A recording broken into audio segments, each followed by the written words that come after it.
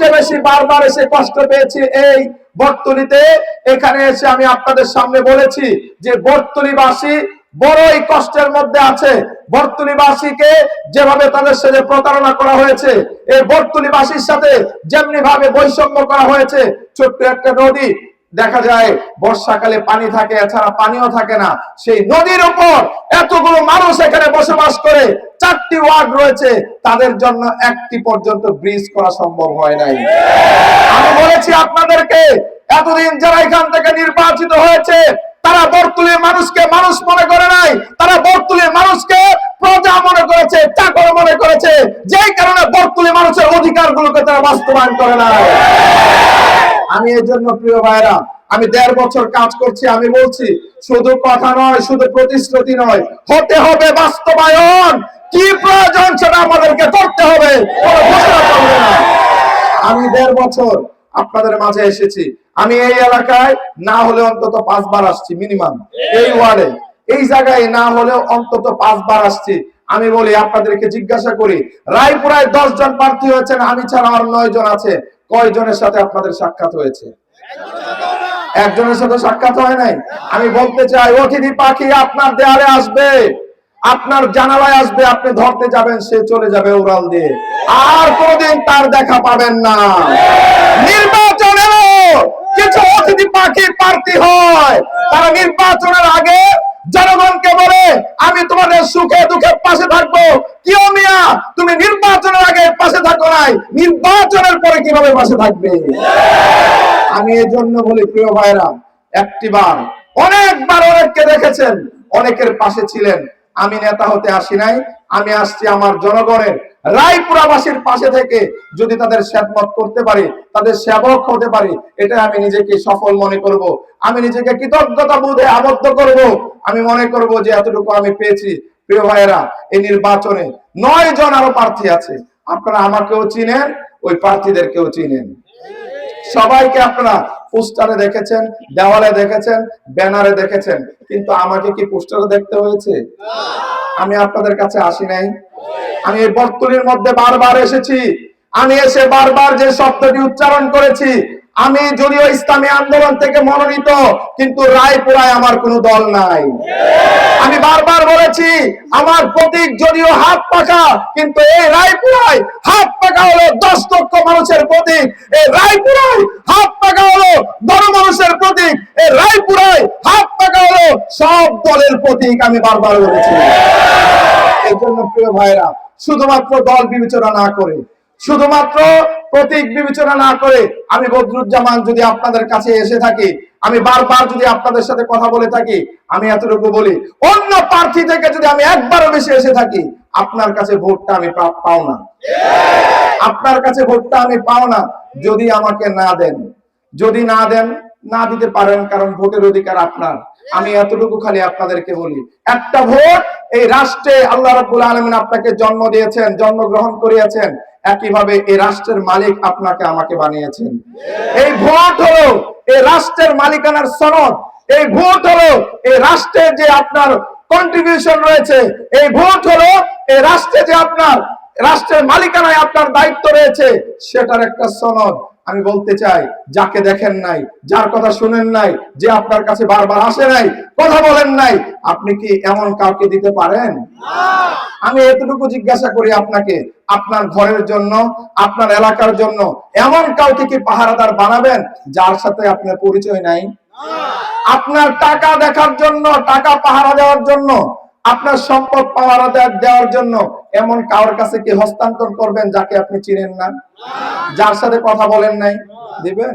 এই ক্ষেত্রে আপনি আমানতদারিতা খুঁজবেন অবশ্যই। এই ক্ষেত্রে আপনি এমন একজন মানুষকে চাইবেন যাকে আপনি জানেন, চিনেন, যাকে আপনি প্রতারক মনে করেন না, যাকে আপনি ভালোবাসেন, যাকে আপনি পছন্দ করেন, যে আপনার কাছের লোক, এমন মানুষটাকে খুঁজবেন। ঠিক তেমনি ভাবে ভোট আপনার এমন একটি অধিকার। ভোট আপনার এমন একটি অধিকার। আমি বলি, গত 1.5 বছর রায়পুরা প্রত্যেকটি পাড়ায় পাড়ায় যাওয়ার চেষ্টা করেছি, প্রত্যেকটি এলাকায় যাওয়ার চেষ্টা করেছি, বারবার মানুষকে বলার চেষ্টা করেছি আমাদের কি প্রয়োজন। সবচেয়ে বড় প্রয়োজন সম্প্রীতির রায়পুরা। এটা আমাকে বারবার সবাই বলেছেন। আমি সেই লক্ষ্যেই বারবার বলি, এখানে যারা আওয়ামী লীগ করেন তারা আমার কাছের মানুষ। রাইতে যে দেওয়ালি করুক না কেন, সে আমার আপন মানুষ। একইভাবে এখানে যারা বিএনপি করেন তারা আমার আপন মানুষ, কাছে প্রিয় মানুষ। একইভাবে বলি এখানে যারা জামাত করেন, বাংলাদেশ খেলাফত মজলিস করেন, তারাও আমার আপন মানুষ, কাছের মানুষ, ঠিক কিনা? রায়পুরার পরিচয় তারা আমার আপন মানুষ, তারা আমার আপন মানুষ। এই আপন মানুষদেরকে আমি বলতে চাই, আমি যদি আপনাদের কাছে একবার বেশি এসে থাকি, আমি যদি আপনাদের মনের কথা বলে থাকি, আপনি দলের বিবেচনা না করে, আপনি প্রতীকের বিবেচনা না করে একটিবার আপনি হাত পাখাকে নির্বাচিত করেন, আমি বলতে পারি রায়পুরাকে এমন ভাবে এগিয়ে নিয়ে যাব, ইতিপূর্বে 54 বছর যা হয়নি রায়পুরা তার চেয়ে বেশি এগিয়ে যাবে। আমাকে বলেছে, আমি তো আপনাদের কষ্ট যেটা আমিও একই কষ্ট লালন করি। আমাদের বাঁশগাড়ি আমার গ্রাম, যদিও সেখানে আমি পড়াশোনা করেছি, চর্ষবদ্দি নরসিংদীতে থেকেছি, ঢাকায় থাকি, সবকিছু মিলে বাঁশগাড়ির 6টা ইউনিয়ন, 6টা ইউনিয়ন সেই এলাকায় আছে। চরমধুয়া, মির্জাচর, বাঁশগাড়ি, পাড়াতলী, শ্রীনগর, চাঁদপুর, এই 6টি ইউনিয়নের মধ্যে প্রায় 3 লাখ মানুষের বসবাস। তাদের জন্য ব্রিজ করা হয় নাই, ঠিক না? তাদের জন্য ব্রিজ করা হয় নাই। সুতরাং আপনার যা কষ্ট, একই কষ্ট আমার আছে। আপনার তো অন্তত আছে, আপনি বাঁশের ব্রিজ বানিয়েছেন, সেদিক দিয়ে হেঁটে আসতে পারেন, কিন্তু আমাদের চাইলে হয় না, নৌকা দিয়ে পানি দিয়ে চলে যেতে হয়, ঠিক কিনা? আমি আজকেও চরে প্রায় 7টা প্রোগ্রাম করেছি, চরমধুয়ায় করেছি, চাঁদপুরে করেছি, মির্জাচরে করেছি, এই নীলেক্ষায়ও প্রোগ্রাম করেছি। সবাইকে বলেছি যে এতদিন আপনাদের সাথে যারা প্রতারণা করেছে, এতদিন আপনাদেরকে যারা কথা দিয়ে কথা রাখে নাই, নতুন করে তাদেরকে আপনারা আবার বিশ্বাস করতে পারবেন? নতুন করে তাদের কাছ থেকে আপনি কি অনেক বেশি আশা করতে পারবেন? কিন্তু আপনাদের এই সন্তান, এখানে যারা আছেন মুরব্বী বাবারা, আমি আপনার সন্তান, এখানে যারা আছেন যুবক ভাইয়েরা, তোমাদের আমি ভাই, আমি বলতে চাই একটিবার তোমাদের কাছে আমি এসেছি। তোমার দল ভিন্ন থাকতে পারে, তোমার মার্কা ভিন্ন থাকতে পারে, তোমার চিন্তা আমার সাথে ভিন্নতা হতে পারে, কিন্তু রায়পুরার উন্নয়ন তো তোমরা চাও, রায়পুরা এগিয়ে যাক এটা তো চাও, এই চরারালী ইউনিয়নের সন্ত্রাস না থাকুক এটা তো চাও, এই চরারালিয়া ইউনিয়নে হুমকি ধমকি মারামারি ঝগড়াঝাটি না থাকুক এটা তো তোমরা চাও। তাহলে আমি বলি আমার সাথে একটু ঐক্য হও, দল দেখে নয়, মার্কা দেখে নয়, তোমাদের ভাই হিসাবে একটিবার তোমাদের কাছে বলি, তোমাদের সবাইকে নিয়ে এখানে যে যুবকরা আছে, আমরা জানি এই রাজনীতিবিদরা যুবকদের হাতে অস্ত্র তুলে দেয়, মাদক তুলে দেয় তাদের ভবিষ্যৎকে ধ্বংস করার জন্য। এই যুবকরা যেন ফিউচারে ভালো কিছু করতে না পারে, তারা ভবিষ্যৎকে যেন সুন্দরভাবে সাজাতে না পারে, আমাদের রাজনীতিবিদরা তাদেরকে অন্ধকারে নিয়ে যাওয়ার জন্য এগুলো তুলে দেয়। কিন্তু আমি বলেছি বিভিন্ন জায়গায়, তোমরা শুনেছো যে আমি আমার যুবক ভাইদেরকে নিয়ে মানবতার দল তৈরি করতে চাই। প্রত্যেকটি ওয়ার্ডে ওয়ার্ডে যুবকদেরকে নিয়ে মানবতার দল প্রতিষ্ঠা করতে চাই, যে মানবতার দলের কাজ হবে সমাজে অসহায় পিছনে পড়া মানুষদেরকে সম্মান করা, তাদেরকে সহযোগিতা করা। কোন মানুষ যদি তার সন্তানকে বিবাহ করাতে না পারে, কোন মানুষ যদি তার সন্তানকে বিবাহ দিতে না পারে, তাদের পাশে দাঁড়াবে এই মানবতা দলের যুবকরা। একইভাবে এলাকায় কেউ যদি মারা যান, তাদেরকে গোসল দাফন কাফন করা, এগুলোর দায়িত্ব নেবে মানবতার দলের ভাইয়েরা। একইভাবে তারা খেলাধুলায় এবং নিজেদের প্রতিভাকে বিকশিত করে নিজেকে সামনের দিকে এগিয়ে নিয়ে যাবে। এই মানবতার দলের প্রধান পৃষ্ঠপোষক হয়ে আমি সর্বাত্মক ভাবে কাজ করব। এবং একইভাবে আগামী দিনে এই চরারলী ইউনিয়ন নয়, পুরো রায়পুরা থানাকে নেতৃত্ব দেওয়ার জন্য, আমার যুবক ভাইদেরকে দক্ষ করে তোলার জন্য সকল প্রকার ট্রেনিং তাদেরকে দেওয়া হবে ইনশাআল্লাহ। আগামীর রায়পুরা হবে যুবকদের নেতৃত্বের রায়পুরা। আপনারা জানেন একটা যুবক যেভাবে চ্যালেঞ্জ দিতে পারে, অন্য মানুষ কিন্তু সহজে চ্যালেঞ্জ দিতে পারে না। একটা যুবক সারাদিন না খেয়ে পর্যন্ত পরিশ্রম করতে পারে, একজন মুরব্বী বাবা তা পারেন না। আমি এই জন্য যুবকদের জন্য আমি করেছি। আমার যুবকরা দেখা যায় বিভিন্ন ভাবে প্রবাসে যারা যায়, তারা ট্রেনিং করতে পারে না, দক্ষতা অর্জন না করে বিদেশ চলে যায়, যে কারণে সেখানে গিয়ে অনেক পরিশ্রম করার পরও টাকা কম পায়, ঠিক কিনা? আমি যদি আমার সেই যুবক ভাইদেরকে ভালো করে ট্রেনিং করে, তাদেরকে দক্ষতা অর্জন করে, তাদের স্কিল ডেভেলপ করে সৌদি আরব বিভিন্ন কান্ট্রিতে তারা যায়, দেখা যাবে গিয়ে তারা ভালো অঙ্কের টাকা পাবে, ঠিক কিনা? ভালো স্যালারি পাবে।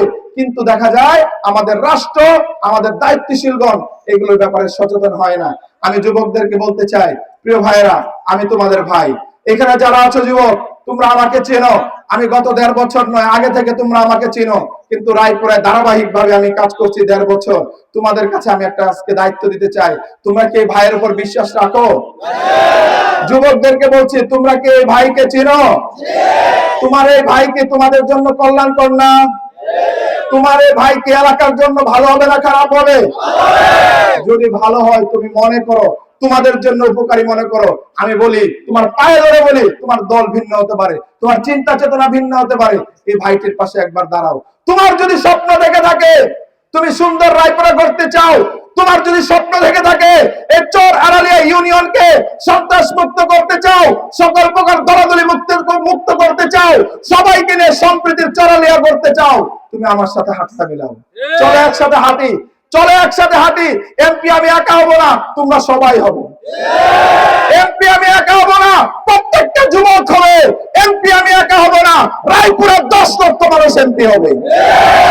আমি সব জায়গায় বলি, দায়িত্ব আমাদের কাছে আমানত। যদি পাই দায়িত্ব, সেই দায়িত্ব সঠিকভাবে যদি দায়িত্ব পালন না করি, জবাব দিতে হবে কার কাছে? আল্লাহর কাছে। এই ভয় আমাদের আছে না? সবার আছে না? সুতরাং প্রিয় ভাই, তুমি আমার সাথে চলো, একসাথে হাঁটি। আমি জানি অনেক যুবকের মনে কষ্ট জোটটা না হওয়ার কারণে, অনেকের কষ্ট, কিন্তু এটার জন্য কি আমি দায়ী?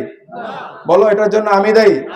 কেন্দ্রে হয়েছে কি হয়েছে সেটা আমিও জানি না, কিন্তু আমাদের মনের প্রত্যাশা ছিল এদেশের মানুষ এবার ঐক্যবদ্ধ একটা শক্তি দেখতে চেয়েছিল, ঠিক কিনা? কিন্তু তুমি যদি এই কারণে মন খারাপ করে আমার পাশে না থাকো, তাহলে তুমি আমার সাথে বেইনসাফ করলা। তুমি যদি ওই কারণে আমার পাশে না থাকো, তাহলে তুমি আমার উপর জুলুম করলা। আমি বলি, আমি তো তোমার সাথে এই 1.5 বছর কথা বলছি, তোমাদের সাথে দাঁড়াচ্ছি, আমি কি কোনোদিন জোটের কথা বলছি? আমি বলছি রায়পুরার কথা। আমি বলছি যে আমরা সবাই মিলে এগিয়ে যাব। এখনো আমি বক্তব্য দেই, কোন দলের বিপক্ষে বক্তব্য দেই? তোমরা বলতে পারবা রায়পুরার কোন মানুষের বিরুদ্ধে আমি বক্তব্য দিয়েছি? রায়পুরার কোন দলের বিরুদ্ধে? আমি সব প্রথম থেকে বলছি, এই রায়পুরাকে এগিয়ে নিয়ে যেতে হলে অবশ্যই আমাদেরকে সম্প্রীতির রায়পুরা করতে হবে। যে সম্প্রীতির রায়পুরায় আওয়ামী লীগ যেমনি ভাবে নিরাপদ থাকবে, যে সম্প্রীতির রায়পুরায় বিএনপির ভাইরা যেমনি ভাবে নিরাপদ থাকবে, সবাই নিরাপদ থাকবে, তেমন একটি রায়পুরা আমরা করতে চাই। বৈষম্য মুক্ত রায়পুরা করতে চাই, সকল দলের জন্য নিরাপদ রায়পুরা করতে চাই। একজন ধনী মানুষের জন্য যতটুকু নিরাপদ, একজন দরিদ্র মানুষের জন্য সমান নিরাপদ, এমন একটি রায়পুরা করার স্বপ্ন আমি শুরু থেকে বলে আসছি, ঠিক না? সুতরাং প্রিয় ভাইরা, আসো সব মত পথ ভুলে, একটি বার্কা দল ভুলে আমরা এবারে ঐক্য হই একটি প্রতীকের পক্ষে। এই প্রতীক যদি বিজয় হয়, নির্দিষ্ট দলের বিজয় হবে না, রায়পুরাবাসীর বিজয় হবে। হাত পাখা যদি বিজয় হয়, কোন দলের বিজয় হবে না, রায়পুর মানুষের বিজয় হবে। হাত পাখা যদি বিজয় হয়, রায়পুরের যুবকদের বিজয় হবে। হাত পাখা যদি বিজয় হয়, রায়পুরের অসহায়ের বিজয় হবে। হাত পাখা যদি বিজয় হয়, রায়পুরা যারা স্বপ্ন দেখে সবাইকে নিয়ে নিরাপদ রায়পুরা, তাদের বিজয় হবে। এই জন্য আমি তোমাদেরকে অনুরোধ করে যাই, আরো মুরব্বী বাবারা, আশপাশে অনেকে শুনতেছেন, আপনাদের পায়ে ধরে বলি, আপনাদের হাতে ধরে বলি, প্রিয় বাবারা, এবার যদি সুযোগ হারান, আর কখনো সুযোগ আসবে না। স্বাভাবিক নির্বাচন মানে হলো নৌকা ধানের শীষের খেলা। নির্বাচন মানেই হলো নৌকা ধানের শীষের খেলা। আমাদের রায়পুরা আসনটা আওয়ামী লীগের একাধিকবার তারা পেয়েছে, তাদের হাতেই ছিল, ঠিক কিনা? সুতরাং এখানে আওয়ামী লীগ বেশি, বলা যায় এটাই। তো সুতরাং এবার নৌকা নাই, এবার আমাদের জন্য একটা সুযোগ, এবার আমাদের একটা সুযোগ সবাইকে নিয়ে সম্প্রীতির রায়পুরা গড়া তোলা। যদি এবারে সুযোগ হারাও, সামনে এই সুযোগ আর পাবে না, কারণ সামনে নির্বাচনে আর কোন দল এমন থাকবে না, সবাই মিলে নির্বাচন হবে, ঠিক কিনা? তখন যদি আমি তোমাকে 1000 বলি, তুমি দেখা যাবে নৌকার লাগে কিছু মানুষ ঘুরে গেছো, কিছু মানুষ ধানের শীষের জন্য ঘুরে গেছো, ঠিক না? এই জন্য আমি বলি, এবার সুযোগ, প্রিয় ভাইরা, আসো একসাথে আমরা কাজ করি, সবার জন্য নিরাপদ রায়পুরা গড়ে তুলি। আমি কথা দিচ্ছি, নিরাপদ রায়পুরা হলে তুমি যেভাবে সুবিধাভোগী হবা, একই রকম সুবিধাভোগী আমি নিজেও। কোনো একক দল, কোনো একক গোষ্ঠী, আমি আবারও আপনাদেরকে স্পেসিফিক বলি, রায়পুরার আসনটা যদি হাত পাকা বিজয় হয়, এক দল বিজয় হবে না, রায়পুরার 10 লক্ষ মানুষ বিজয় হবে। আমি এটাও বলি, এই চর আড়ালিয়া ইউনিয়নের এই যে বর্তুলি গ্রাম, এই মানুষদেরকে যেভাবে ঠকাইছে, এই বর্তুলি গ্রামের মানুষদের সাথে যে বেইনসাফি করেছে, সে বেইনসাফি প্রাপ্ত যে মানুষগুলো, অসহায় মানুষগুলোর বিজয় হবে যদি হাত পাকা বিজয় হয়। এই জন্য তোমাদের কাছে আমি দায়িত্ব দিয়ে যেতে চাই, মুরব্বী বাবারা, আমার যুবক ভাইরা, আপনাদের কাছে আমি দায়িত্ব দিয়ে যেতে চাই, এই ইউনিয়ন থেকে, এই 4টা ওয়ার্ড থেকে হাত পাখাকে বিজয় করার দায়িত্ব তোমাদেরকে নিতে হবে। তোমরা রাজি আছো ভাইরা? কারা কারা রাজি আছো? আল্লাহকে একটু হাতটা দেখাও, কারা কারা রাজি আছো? ওই নারে তাকবীর আছে, ওই কোন মার্কা, সবাই বলো একই তালে একই সাথে। আমার মা বোনরা আছেন পর্দার আড়ালে, আমাকে গোয়েন্দা সংস্থার লোকেরা বলতেছে, আপনি মহিলাদের মধ্যে এমনি ঢুকলেন কিভাবে? মহিলারা খালি কয় হাত পাকা ভোট দিব, জরিপের মধ্যে খালি যে মহিলাদের ভোট হাত পাকায়, কারণ কি? আমি বলছিলাম এটা কোনো খারাপ কোনো কারণ নাই, ভালো কারণ আছে। তো ভালো কারণ নাকি আমার একটু শুনান।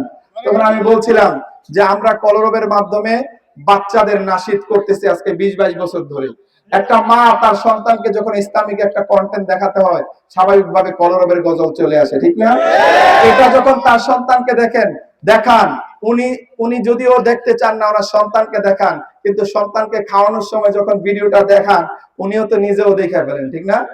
তো সেহেতু এই যে সন্তান দেখেন, সেই হিসাবে আমাকেও দেখেন, সেই হিসাবে ওনারা আমাকে চিনেন, আমার জন্য দোয়া করেন, আমার শুভাকাঙ্ক্ষী, আমাকে মহাব্বত করেন। এবং সেই জায়গা থেকে রায়পুরার প্রত্যেকটা ঘরে ঘরে মায়েরা, গত পরশুদিন এক এলাকায় গিয়েছি, ওই এলাকার এক হুজুর, উনি আরেক দলের নির্বাচন করেন, উনি কানে কানে এক হইতাছেন, পেস্ত লাগাই দিয়েছেন আমার ঘরে। আমি যে কি পেস্ট লাগাইলাম, তারে আমি আমার বউরে কইতাছি ওই মার্কায় ভোট দেওয়ার কথা, সে কোনোভাবেই দেবে না, সে আপনার এই ভোট দিয়ে ছাড়বে। আপনি তো আমার ঘরে পেস্ট লাগাই দিয়েছেন। আমি কই ভাই এটা পেস্ট না, ঐক্যের প্রতীক, ঠিক কিনা? আপনার কাছে পেস্ট মনে হচ্ছে, আপনি একসাথে আয়া পড়েন না, তো ঐক্য হয়ে যায়, ঠিক না? তো এই হলো কাহিনী। আমার মায়েরা আছেন, আমার বোনেরা আছেন, এই এলাকায় ইসলাম প্রিয় মানুষের সংখ্যা অনেক বেশি, ঠিক কিনা?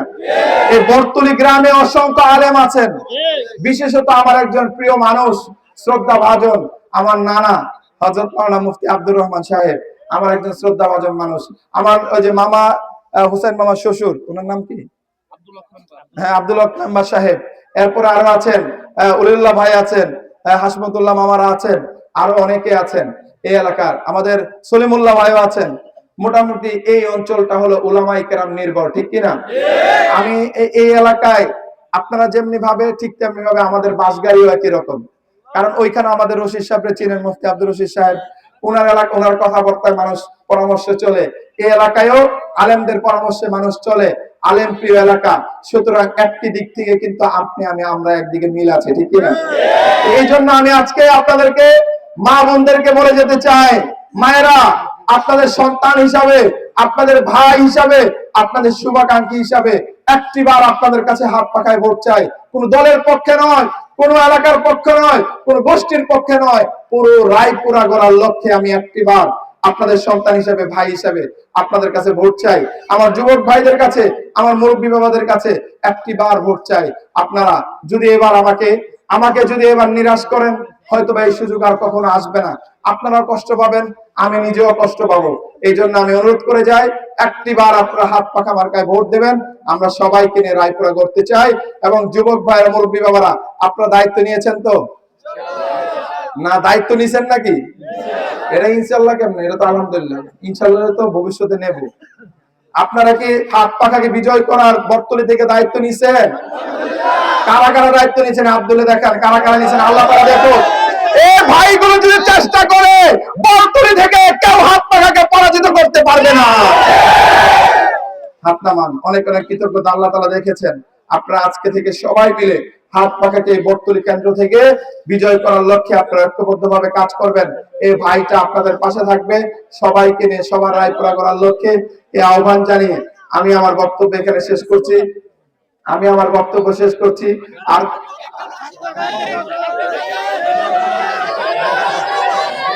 এই